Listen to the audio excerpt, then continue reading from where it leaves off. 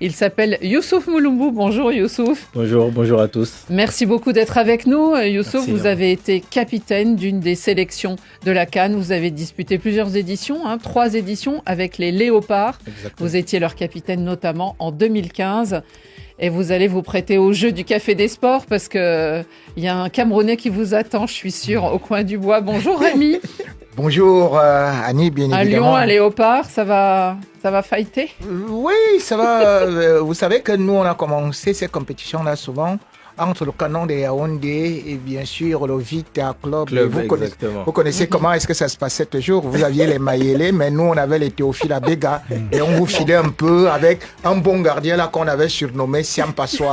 On lui mettait un peu 6-0. Ah, l'époque du bon Cameroun. Oh. Ça commence bien, ils sont copains, on verra combien de temps ça dure. Bonjour Xavier Barré. Bonjour Annie, Rémi Ngono qui s'est déclaré supporter des Léopards la dernière fois. Oui. Donc oui, il est bien prêt sûr. à retourner sa veste comme d'habitude dès que le... Mais c'est un léopard. Oui, mais justement, dès que Mais bah, il est là pour l'invité se lui dire, fait plaisir, justement. il tourne sa veste. Non, il tourne pas sa veste, je crois qu'il est pour le fait qu'il représente l'Afrique un peu Oui, plus tout à fait. à la prochaine Coupe du Monde.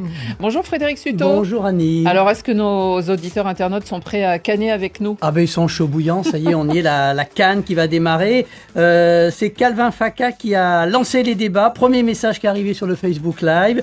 Moi je pense, ça va faire plaisir à Youssouf, je pense que la RDC va remporter la CAN. Faites capture d'écran, il me dit.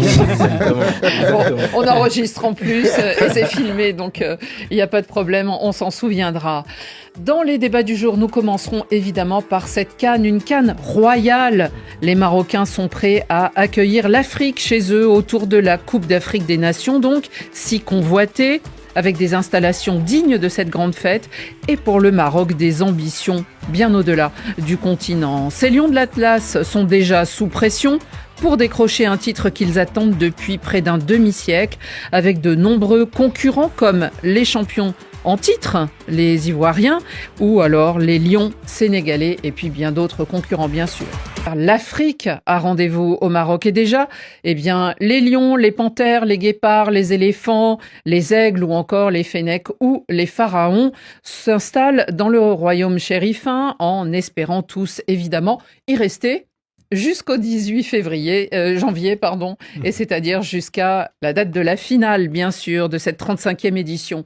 Le Maroc a mis les petits plats dans les grands pour cette compétition qui se veut une compétition ou une répétition, surtout avant la Coupe du Monde que le pays accueillera dans 5 ans. 6 villes et 9 stades modernes ou modernisés sont prêts donc pour les 52 matchs à venir. Et les hôtels, les aéroports, les trains sont eux à la disposition des supporters et puis de tous ceux qui vont suivre les 24 équipes nationales qualifiées. La CAF promet, comme à chaque fois, la meilleure des CAN, mais le Maroc peut-il mieux faire qu'il ne l'a fait en Côte d'Ivoire? Alors ça, on le voit de loin, mais Youssouf Mouloumbou, vous qui avez disputé plusieurs CAN, est-ce qu'à chaque fois vous avez vu finalement s'améliorer les critères et l'organisation? Oui, forcément, il y a une volonté de la CAF de faire un peu mieux sur chaque CAN, mais je pense que la politique du gouvernement marocain qui a été mise en place avec les stades, les transports et les hôtels, et surtout la numérisation de tout ce qui est billetterie et de tout ce qui est transport, je pense que ça va être une CAN royale pour le Maroc. Rémi, l'Afrique a rendez-vous au Maroc. Le Maroc, on a presque envie de dire logiquement hôte d'une compétition. Il y avait eu le raté de 2015 avec un problème lié à Ebola et le Maroc au dernier moment n'avait pas accueilli la CAN, c'était la Guinée équatoriale qui l'avait fait d'ailleurs très bien. Est-ce que selon vous, ça devenait logique d'enfin profiter tous au même moment des installations que le Maroc met souvent à disposition des équipes africaines? Quand on regarde aujourd'hui les compétitions africaines, vous allez constater qu'il y a 2 pays qui accueillent presque toutes les équipes, toutes les nations. Le Maroc et la Côte d'Ivoire. Cela veut dire tout simplement que vous allez voir, il y a beaucoup de stades qui n'ont pas été... C'est récent qu'il y en ait 24, jusqu'à présent c'était 16 seulement. Voilà, n'ont pas été homologués. Et parce que c'est un vrai bond que le Maroc a fait. Parce qu'il faut quand même se dire que les premières grosses installations qu'on pouvait voir en Afrique, c'était justement lors du mondial 2010 en Afrique du Sud. Or, lorsqu'on voit ce qui s'est passé avec le Maroc, que ce soit le centre de formation, qu'il faut-il le dire, défi quasiment Clairefontaine, quand on essaie de regarder ce qu'ils essaient d'apporter, et même que ce soit à partir de la catégorie des minimes jusqu'à donc le football, aujourd'hui est beaucoup arrosé là-bas. C'est vraiment un pays de football. Et puis, je crois que tous les pays africains se ressentent presque chez eux au Maroc, parce que comme j'ai dit, beaucoup de pays ont eu à accueillir leur match au Maroc. Et c'était sans beaucoup de difficultés. Et puis il y a beaucoup de partenariats. Je crois que c'est 47 fédérations africaines sur les 54 qui ont lié des contrats de partenariat avec le Maroc, justement, qui les aide, qui les soutient aussi. C'est ça qui est très nouveau. C'est que la fédération marocaine, qui il y a 10 ans refusait d'accueillir l'Afrique avec les problèmes de maladies et d'épidémies. Oui, et aujourd'hui, qui paraissait un peu réticente, réticente à ouvrir aux problèmes finalement du continent. Exactement, est devenue aujourd'hui un interlocuteur et un partenaire indispensable à de très nombreuses fédérations africaines.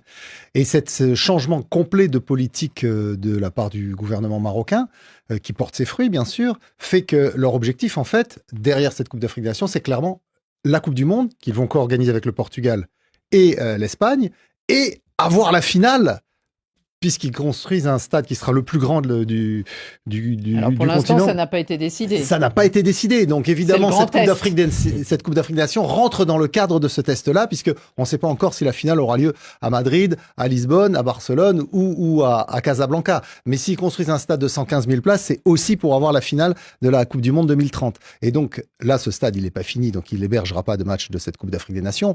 Mais il y a cette arrière-pensée de dire on fait la CAN, la plus belle CAN de tous les temps, et derrière, on aura forcément un soutien plus important pour accueillir la finale de la Coupe du Monde en 2030. On a l'habitude que ce soit la CAF ou la FIFA, à chaque fois on promet la plus belle compétition ça, c'est normal. De tous les temps. Ça, donc c'est normal. C'est un peu une hiérarchisation qui on oublie vite. Je crois que la CAN, oui, non, mais la CAN de Côte d'Ivoire, on a tous été. Celle du Cameroun, j'ai entendu le président de la CAF dire que c'est la plus belle CAN de tous les temps. Et quelque temps, pendant qu'on était en train de danser, on voit le mec qui est en train de dire en Côte d'Ivoire, c'est la plus belle CAN de tous les temps. On dit, c'est pas possible. Et on a eu des très beaux événements. Il y a aussi celle du Maroc n'a même pas encore commencé. Lui, il a déjà commencé à dire le Maroc va organiser la plus belle CAN de tous les temps. Donc finalement, 3 CAN deviennent les plus belles CAN de tous les temps. Il y a un vrai souci avec les stades qui sont construits. Il y a l'ambiance aussi qui est créée par la population, par l'organisation, et qui donne aussi ce petit Pour l'instant, il n'y a pas une véritable ambiance au Maroc. Contrairement à la CAN en Côte d'Ivoire, il y avait beaucoup de l'ambiance. C'est à peu près comme si la RDC organise une CAN. C'est véritablement les pays où on vit, on aime le fimbou, la danse, les coups de rein et tout ça. Pour l'instant, peut-être que nous ne sommes pas encore de plein pied. Oui. On attend ce qui va se passer. Et puis, comme c'est un pays d'ailleurs touristique, certainement, sans l'ombre d'un doute, ça va créer une émulation et une ambiance pas possible. Un de nos invités dans Radio Foot cette semaine, c'était les conditions atmosphériques, parce que c'est vrai que souvent, que ce soit au Gabon, au Cameroun, en Côte d'Ivoire, il y avait ce côté aussi un peu estival qui fait qu'on est souvent facilement dans la rue, devant les écrans, en terrasse, et que cette ambiance aussi peut se sentir, alors que là, il fait quand même plus frais du côté du Maroc. Ouais. Il y a beaucoup plu ces derniers temps, donc peut-être que l'ambiance met un peu de temps à s'installer. Mais Frédéric, mais sur les infrastructures, ce que disait Rémi, toutes ces équipes qui depuis 2-3 ans vont jouer leur match en Côte d'Ivoire ou au Maroc, on est arrivé presque à un paradoxe. Vous avez des fédérations, pour elles, c'est plus simple de dire qu'elles aillent jouer leur match au Maroc plutôt que de rénover son propre stade pour le mettre aux normes FIFA ou aux normes de la Confédération africaine de foot, parce que ça coûte beaucoup d'argent. Il y a des visites d'inspection.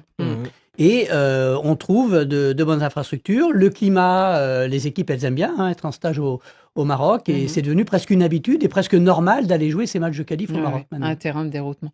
Nos auditeurs sont-ils déjà Alors, on danse pas le fimbo là-bas, mais est-ce qu'ils sont déjà dans la tonalité marocaine? Dans la tonalité de supporters, hein, on va Bien dire. sûr, Si on est sénégalais, on les voit soulever la coupe.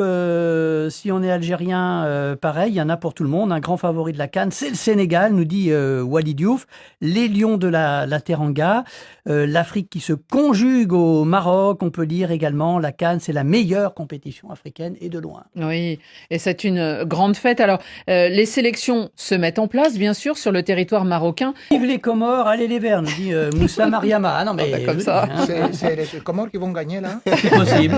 Hein? Okay. Mais Rémi, vous le savez, les matchs d'ouverture, parfois, il y a des scénarios inattendus. Hein. Je crois que la France s'en souvient depuis 2002, mais il y a l'Argentine qui s'en souvient depuis 1990, et il y en a d'autres. En tout cas, le scénario sportif, je pense que vous serez tous d'accord avec nous, sera quand même difficile à imiter. Ça sera difficile d'imiter celui que nous a offert la Côte d'Ivoire et la dernière CAN, n'est-ce pas? Difficile ou impossible de faire aussi bien que ces éléphants qui ont failli être éliminés en phase de poule et qui finalement vont remporter ce trophée doré, en dépit d'ailleurs d'un changement de sélectionneur en cours de parcours. Cette fois, eh bien, la charge est sur les crinières des Lions de l'Atlas, car eh bien, jouer à domicile peut être synonyme de victoire, comme donc l'ont fait les éléphants, mais on se souvient qu'on commentait beaucoup en se disant ça porte presque malheur d'organiser et d'être le pays organisateur parce que depuis l'Égypte en 2006 et la Tunisie en 2004, les équipes ne gagnaient pas à domicile. Est-ce que ce favoritisme, selon vous, Youssouf Moulombou, est bien placé sur le Maroc? Il est bien placé sur le Maroc, mais il est encore plus placé sous la tête de Regragui. Je pense qu'il a une pression supplémentaire parce que on attend vraiment un sacre de la part de cette équipe, sachant qu'ils ont fait les demi-finales de la Coupe du Monde et qu'ils ont toujours bien participé à cette CAN. Mais ils sont favoris parce qu'ils accueillent la compétition, ils sont favoris parce qu'ils accueillent la compétition, mais dû aussi à leur effectif. Et je pense que Regragui, il sait qu'il joue sa tête, hein, tout simplement dans cette compétition. Donc ça va être une pression supplémentaire.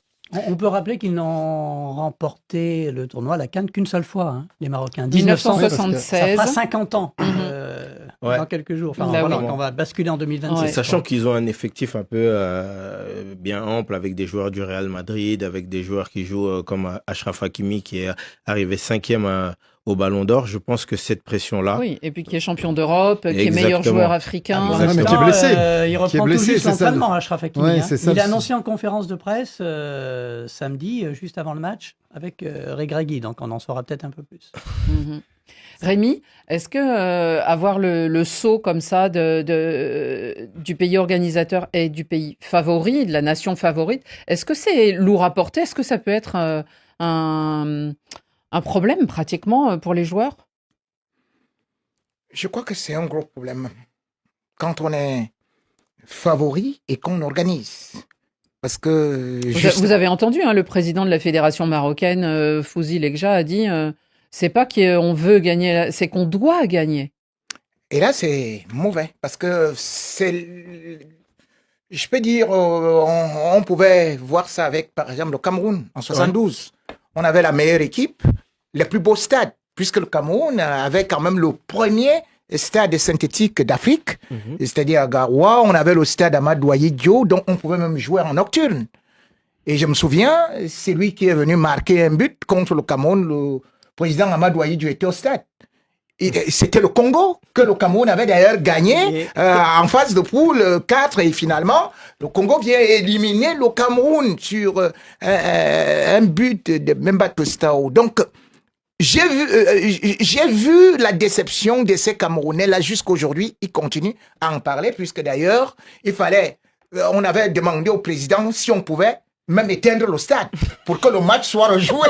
Le président avait dit que non, laissez que le match. Il était debout lui-même. Vous étiez dans la sauce. Oui, on était dans la sauce. Alors, autre chose, parce que toujours, c'est là où c'est dangereux, parce que je vais dire, bon, je vais pas revenir sur les épisodes de 65 avec, bien évidemment, la Tunisie, mais il nous faudrait 2-3 heures. Hein, si on 2019, déjà on est remonté jusqu'à 2019. Alors, 2019, la CAN au Cameroun. Égypte. Égypte. Vous savez que les 3 compétitions sur les 4 avaient été remportées par l'Égypte. Exactement. Et l'Égypte était donnée complètement favori dans cette compétition-là. C'est Avec vrai. Mohamed Salah. Avec un Mohamed Salah qui effectif, était évidemment. 8e de finale. 8e de Oui, mais finale. pas le même effectif que le Maroc. Et, quand non, même. attendez, l'Égypte était bien. Qu'est-ce que tu dis que le Maroc Ils avaient Et été tu à la ignores Coupe du que Monde en le Maroc 2018. avait été battu dans cette compétition-là par le Non, Bénin. non, il parle du Maroc de maintenant, De Maroc Rémi. de Ah maintenant. oui, mais qu'est-ce que tu veux dire là? Et il y avait déjà Achraf Hakimi, il y avait Il vous cherche, tout le monde. il vous cherche, Donc, Youssouf. je vais te dire que ce Maroc-là avait été éliminé par le Bénin. Et le Maroc faisait partie des favoris, tout comme le Nigeria, qui fut également éliminé. Le Cameroun, qui était détenteur du titre, qui fut éliminé. L'Égypte, qui était bien évidemment l'équipe qui venait de remporter 3 CAN sur 4, qui fut éliminé par elle. l'Afrique du Sud. Tu ne peux pas me dire que l'Afrique du Sud avait un meilleur effectif que l'Égypte. forcément. Non, aujourd'hui, le Maroc a un véritable problème, c'est qu'ils doivent se lancer parce qu'ils se disent que Mais 76, ils ça ont fait des très, armes très quand long. même, Rémi. Ils ont un des effectif. Ils ont des armes, mais ces armes-là, on a toujours vu, peut-être avec des grandes équipes, vous pouvez avoir des armes, mais vous n'y arrivez pas parce que il y a aussi le La passé fête. qui pèse sur vous. Il y a un proverbe africain qui dit ventre affamé est un lourd fardeau. Il a fallu attendre une demi-heure pour avoir le premier proverbe. Hein. Ventre affamé. Est un lourd fardeau parce qu'ils n'ont pas mangé depuis 50 ans. Alors, Donc franchement, traîner comme ça depuis 50 ans, ils veulent tout dévorer, mais ça risque d'être très compliqué. C'est vrai que Xavier, au vu de le Maroc, c'est vrai qu'il est souvent arrivé favori ces derniers temps, aussi parce qu'il avait des bons entraîneurs ou des entraîneurs connus. Je me souviens de Vaïda Edoji, de Hervé Renard. Donc, on attendait cette équipe un peu au coin du bois. Quel concurrent vous voyez à cette équipe qui se présente donc comme pour moi, favori? le concurrent numéro 1 du Maroc, ça devrait être le Sénégal. Ce Pas sont les d'ailleurs- champions sortants? Non, je les mets un peu derrière parce que le Sénégal a quand même prouvé ces derniers temps qu'il était capable de réaliser des bonnes performances contre des équipes de très haut niveau mondial. Ils ont joué contre l'Angleterre à Wembley, ils les ont battus. Ils ont joué contre le Brésil. Alors, ils ont perdu le dernier match, mais ils les avaient rencontrés, ils avaient battus auparavant. Donc, il y a quand même une équipe du Sénégal qui a fait preuve de beaucoup d'assurance, de maturité lors de ces rendez-vous, lors des éliminatoires. Ils n'avaient pas gagné contre les Léopards de la RDC à Dakar et ils sont allés gagner à Kinshasa alors qu'ils étaient menés 2-0. Avec Donc- un calme énorme. Exactement, beaucoup de sérénité, beaucoup De d'expérience maîtrise. et des jeunes aussi qui arrivent, le renouvellement qui se fait en douceur. Un entraîneur, je trouve, Pape Thiaw, qui est bien adapté, qui s'est bien adapté, qui a bien pris la mesure de son groupe, qui arrive à le manager, qui l'a renouvelé en douceur. Non, moi je pense que le Sénégal est le principal rival du Maroc. Quel autre concurrent voyez-vous à cette équipe du Maroc, Youssouf Moloumbo? Bah, Vous allez me forcément, dire les léopards? Ouais, forcément, les léopards. J'attendais. Bah, forcément, avec. Il va falloir qu'ils marquent des buts quand même, parce qu'ils défendent bien. Mais... Oui, justement, Hein De Sabre a mis une équipe en place très solide défensivement et après on a des joueurs comme Bakambu ou Bongena qui font le travail. Après il y a aussi l'absence de Wissa qui va nous porter préjudice, mais je pense que la RDC a ses atouts. On a montré contre les Lions indomptables et contre le Nigeria qu'on était vraiment une équipe, un outsider, je dirais. Ah, moi j'ai une petite question pour Youssouf, je peux? Allez-y. Parce que quand il était capitaine de la RDC en 2015, sur les 23, il y avait seulement 5 joueurs nés hors de la RDC. Aujourd'hui, c'est l'inverse. Il n'y en a que 6 nés en RDC. Comment ça se fait qu'il y ait un tel déséquilibre? Alors, je pense qu'il y a une politique qui est un peu assurée par le coach des Sables où il va chercher des binationaux.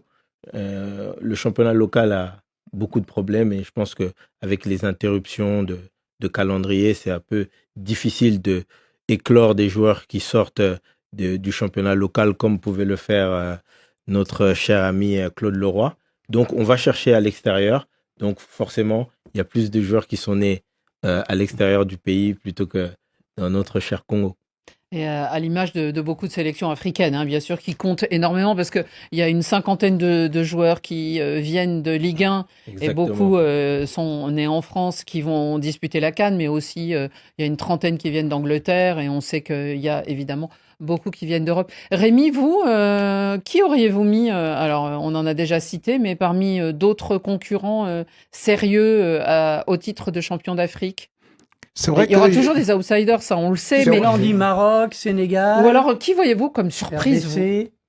Qui pourrait créer la surprise? Bon, puisque j'avais déjà parlé du Sénégal et que Xavier Barra en a parlé également, je ne sais pas parce que comme il est sénégalais, il n'a jamais dit ça.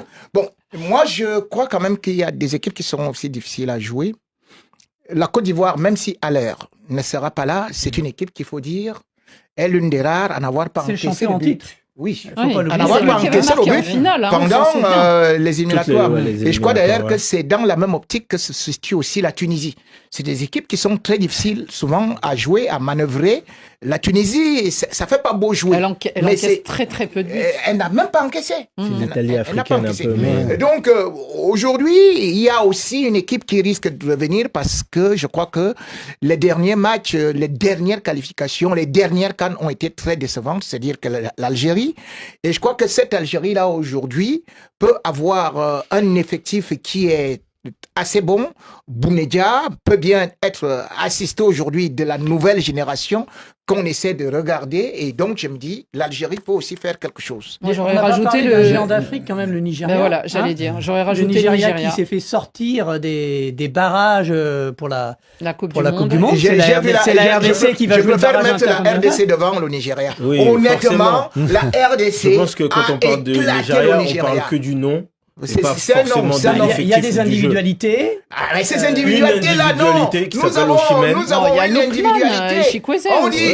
Mais c'est pas une équipe. Chikwueze, vous avez vu. C'est vrai que c'est pas une équipe. Chikwueze est complètement transparent. On ne sait pas. Il ne parvient pas. Et d'ailleurs, c'est pour ça même que, même pour la Coupe du Monde, les 4 premiers matchs, quand il n'y avait pas Osimhen, ils étaient totalement dans la rue. Quand il n'y a pas Osimhen, il n'existe pas de Nigeria. Ils seront revanchards. Ils se sont fait éliminer de la Coupe du Monde. Je t'ai dit que c'est une énorme expérience. Cette histoire, c'est Osimhen. Quand vous enlevez Osimhen, le Nigeria n'est pas aussi virevoltant que ça d'ailleurs. Et c'est pour ça qu'il y a un autre proverbe africain que j'ajoute. C'est-à-dire qu'un seul morceau de bois ne fait pas un fagot. Allez, Frédéric, des réactions, les aigles du Mali. Siaka Koulibaly, il aimerait bien qu'on parle des aigles un peu du Mali, même si lui-même il reconnaît, il dit le Mali va passer par où pour remporter la coupe? Ouais, c'est vrai qu'il y a des adversaires. Le Mali joue le Mali, ça fait 25 a réussi à créer quelque chose. Il faut faire très attention. Quand vous regardez l'équipe du Mali jouer. Ça fait 25 ans qu'on dit le Mali, ça joue bien au foot. Mais même quand ils sont éliminés par la Côte d'Ivoire, c'est vrai qu'ils étaient en supériorité numérique et peut-être ça a créé un certain relâchement avec, bien évidemment. À la dernière CAN, quand Adingra explose cette histoire du Mali. Mais sur le fond, quand on regarde ce que le Mali a produit, moi je vous dis, cette équipe du Mali est parmi les 5 meilleurs en Afrique à produire du jeu. Oui, mais ils devraient rencontrer le Sénégal en quart de finale si la logique est respectée, donc ça sera compliqué pour eux d'aller plus loin. Et Bekaiba qui nous dit, vous savez quoi? Une CAN n'est jamais gagnée d'avance. Il a bien raison, parce que le favoritisme, c'est toujours très difficile de faire des pronostics.